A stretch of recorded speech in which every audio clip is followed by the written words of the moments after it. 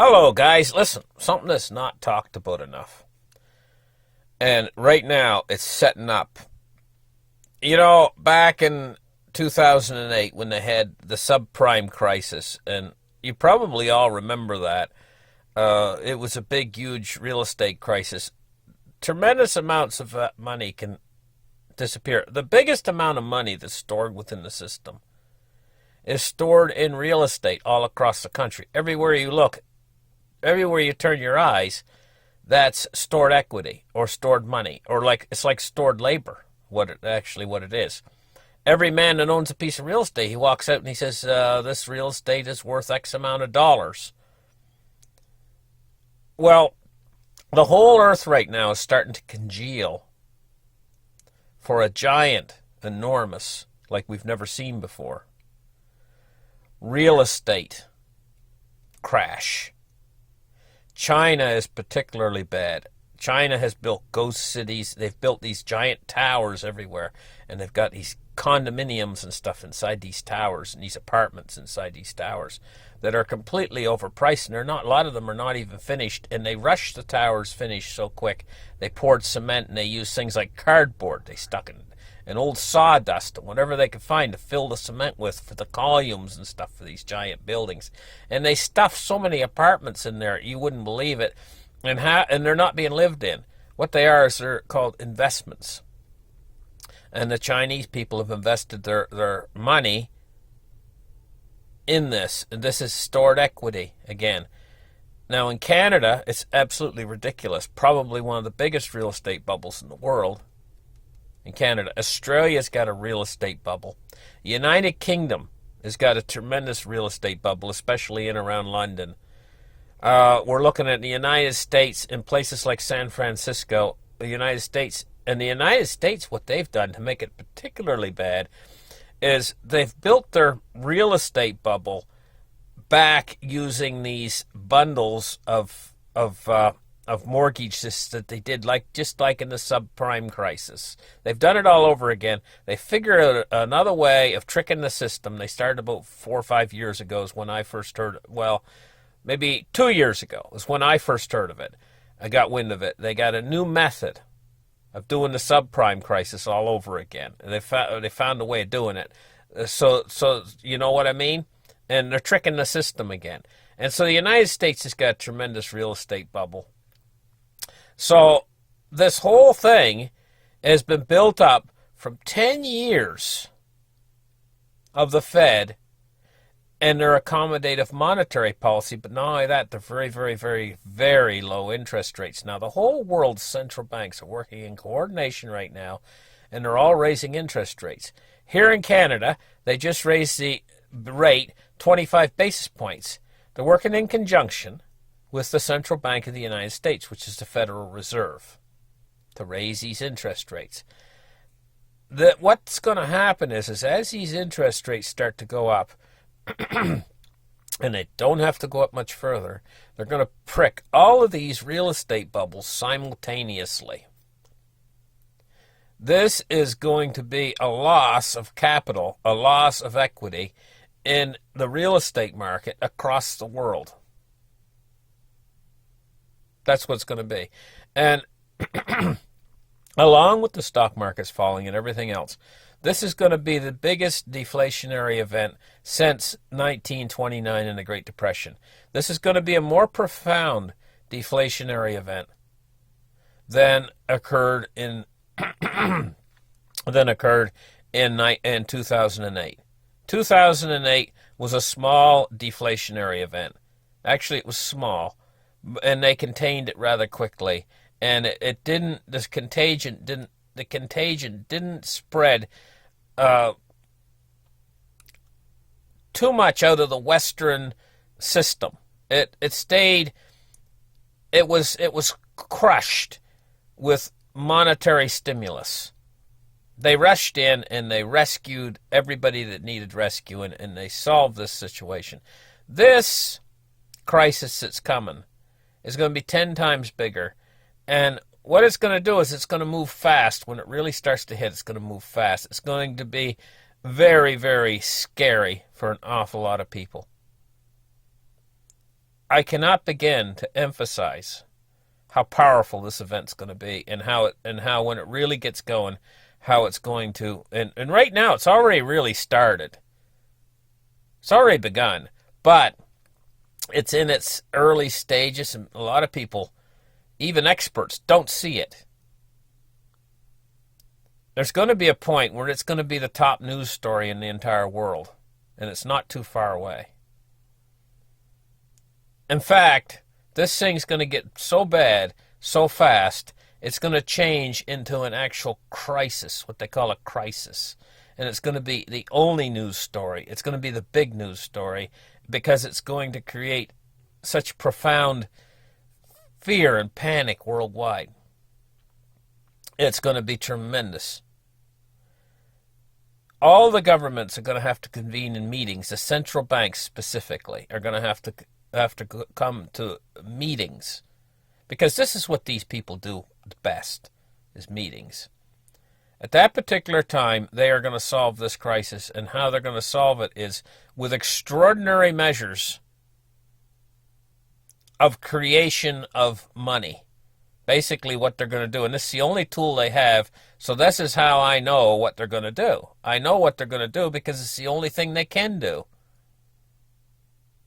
They're going to be looked at to solve this problem because they're in charge, and there's only one thing that they can do, and that's what they're going to do.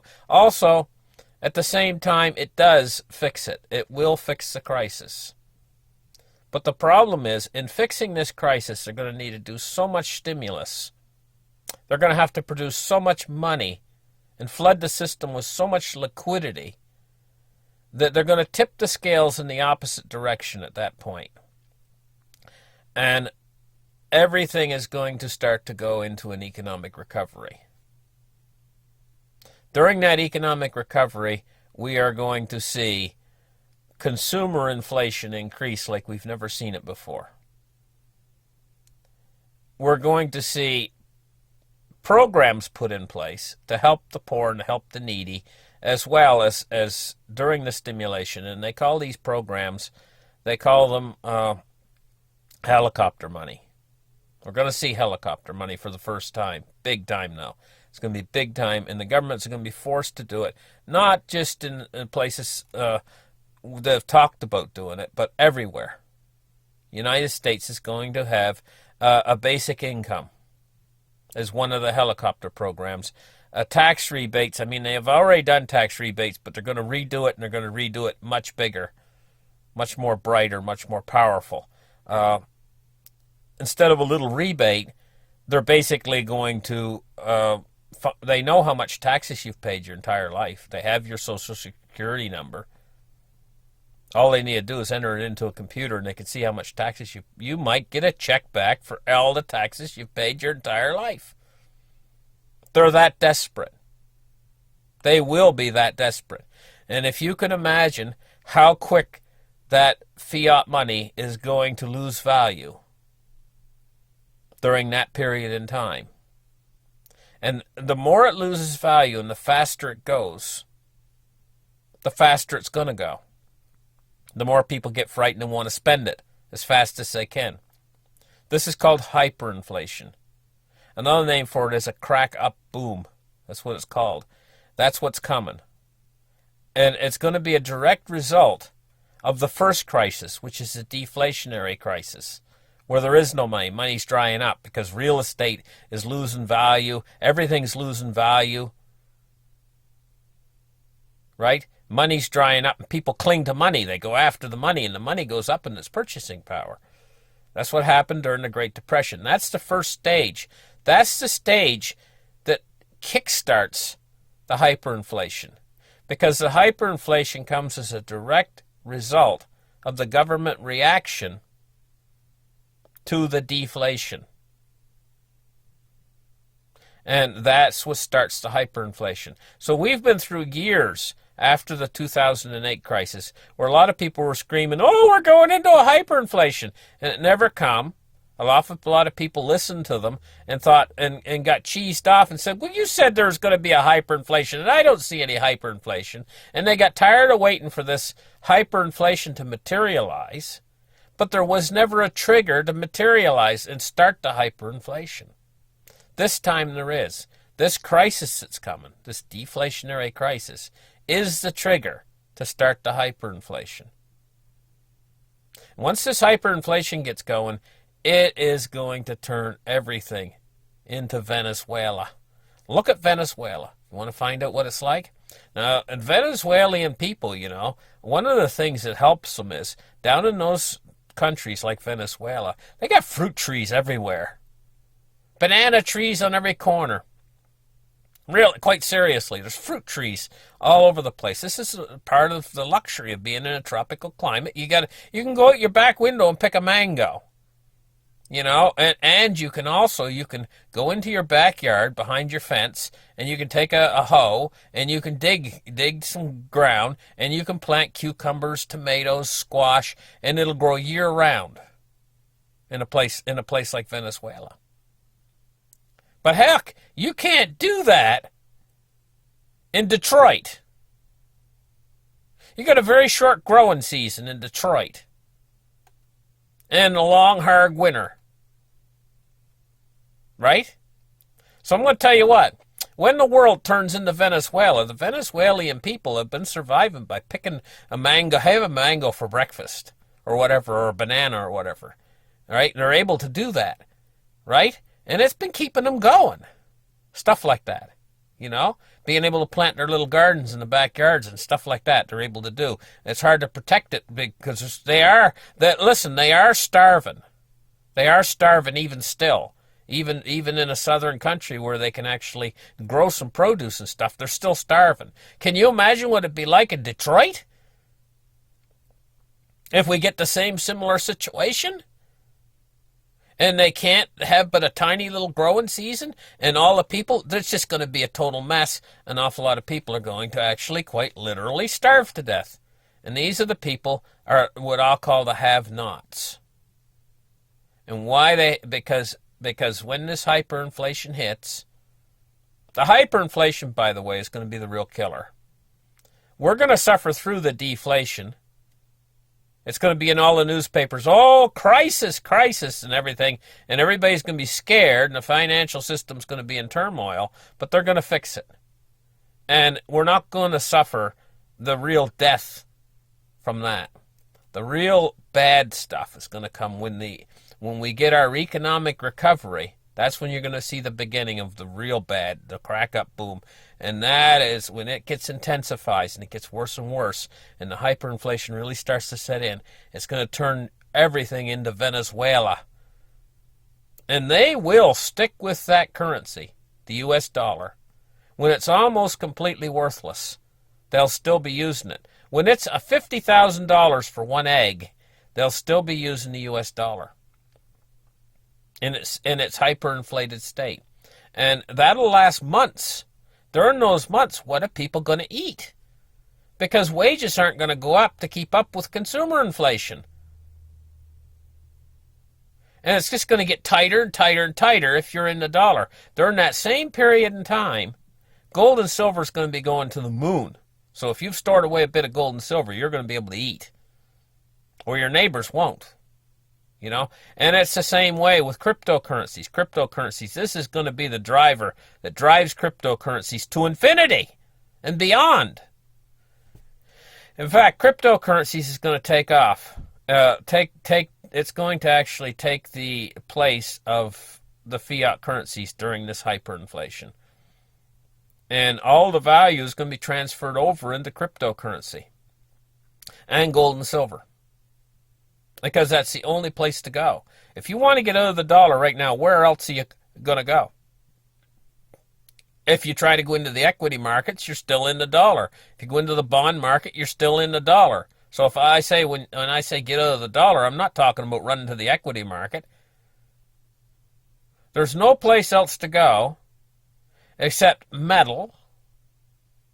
You're out of the dollar. You can invest in metal. There's many different forms. It's not just gold and silver. There's other forms of metal. There's copper. There's zinc. There's a whole big long list of metals. There's the metals you can invest in. Or you could buy oil. There's another way, but I mean, most people don't have any storage facility to store real oil. And if you buy a contract for oil, they're settled in dollars, so you're back in the dollar again. So where do you get out of the dollar? There's only three places you can go. You can go cryptocurrencies, gold and silver. That's really the primary method of getting out of the dollar, actually getting free of the dollar. And you got to have physical. And also, if you got the cryptocurrencies, store them in your own wallet. Then you're really out of the dollar. You've got your investments in other than not dollar backed. It's a dollar that's going to be going down, guys, in a blaze of glory.